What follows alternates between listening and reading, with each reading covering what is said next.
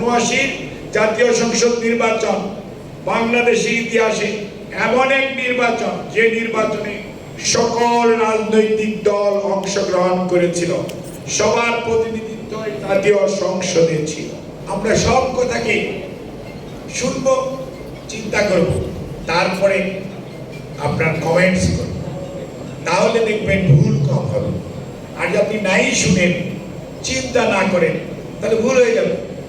কাজে যখন আমরা শুনি 53 বছরের সংস্কার হয়নি, তখন আমাদের মনে কষ্ট লাগে, কারণ যিনি বলেন ওনার বয়স 53 হয়নি এবং উনি বাংলাদেশের সংস্কারের যে ধারাবাহিক প্রক্রিয়া সেটি উনি জানেন না, অথবা উনি স্বীকার করতে চাননি, অথবা বুঝতে পারেননি, যেটাই হোক। কিন্তু আমি যেটা বললাম এটাই তো বাস্তবতা, যে গণতন্ত্র, সাম্য, অর্থনৈতিক মুক্তির জন্য 10 এপ্রিল সেই মেহেরপুরের আম্রকাননে ডিক্লারেশন অফ ইন্ডিপেন্ডেন্স হয়েছিল।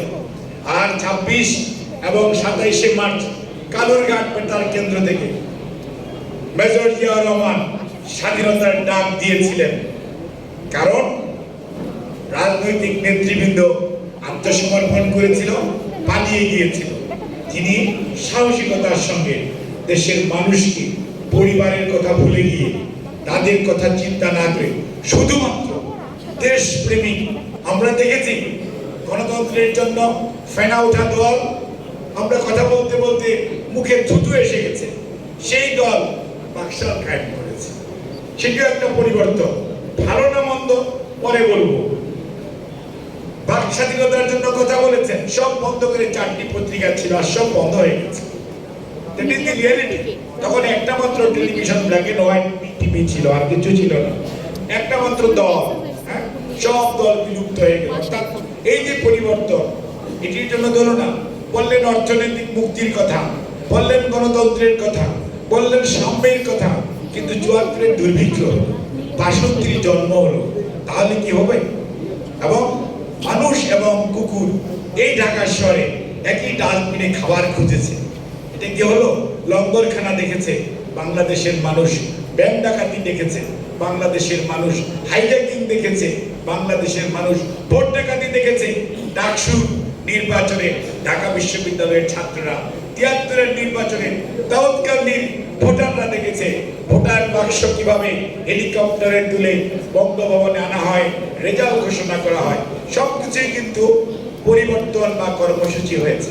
কাজেই আপনাকে মনে রাখতে হবে, আবার 75-এর 15ই আগস্ট এই বাংলাদেশের মানুষ সেই দুর্বিষহ দিনে দেখেছে, কিন্তু মানুষ 7ই নভেম্বর 1975 দেখেছে, এদেশের মানুষের উচ্ছ্বাস দেখেছে।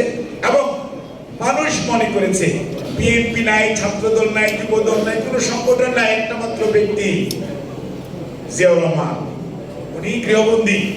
মানুষ মনে করলো এই লোকটাই তো সেই মানুষ। 26 এবং 27 মার্চ সবাই যখন পালিয়ে গেছিল, তখন স্বাধীনতা ঘোষণা নিয়ে যুদ্ধ করেছিল। এবং প্রথম সেক্টর কমান্ডার, প্রথম ফোর্সেস কমান্ডার, জেড ফোর্সের কমান্ডার উনি, 1 নম্বর সেক্টরের কমান্ডার। এই ভাই বসে এই মানুষের উপরে বিশ্বাস স্থাপন করা যায়, অর্থাৎ আস্থা অর্জন করা যায়। আমি যে কথাটির জন্য এতগুলি কথা বললাম, এটা হচ্ছে মানুষের বিশ্বাস এবং আস্থা। 75-এর 7ই নভেম্বর মানুষ গৃহবন্দী দশা থেকে নিয়ে এসে সিপাহী জনতা তাকে ক্ষমতায় বসান, বিশ্বাস স্থাপন করলেন, দায়িত্ব দিলেন।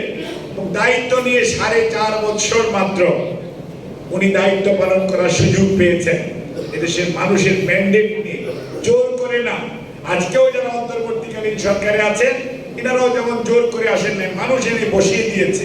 ঠিক একই ঘটনা 1975-এর 7ই নভেম্বর হয়েছিল, মানুষ এনে ওনাকে গৃহবন্দিত্ব থেকে দায়িত্ব দিয়েছে। দায়িত্ব পাওয়ার পর উনি নিজের দায়িত্বের প্রতি মানুষের আস্থা আছে কিনা গণভোট হয়েছে, এবং প্রেসিডেন্ট নির্বাচন সরাসরি ভোটে হয়েছে, সবাই অংশগ্রহণ করেছে। 79-তে জাতীয় নির্বাচন হয়েছে, সবাই 79 জাতীয় সংসদ নির্বাচন বাংলাদেশের ইতিহাসে এমন এক নির্বাচন যে নির্বাচনে সকল রাজনৈতিক দল অংশগ্রহণ করেছিল, সবার প্রতিনিধিত্ব জাতীয় সংসদে ছিল। 86-তে তা হয় নাই, 88-তে হয় নাই, 91 কম হয় নাই, 96 কোন নির্বাচনের কম হয়।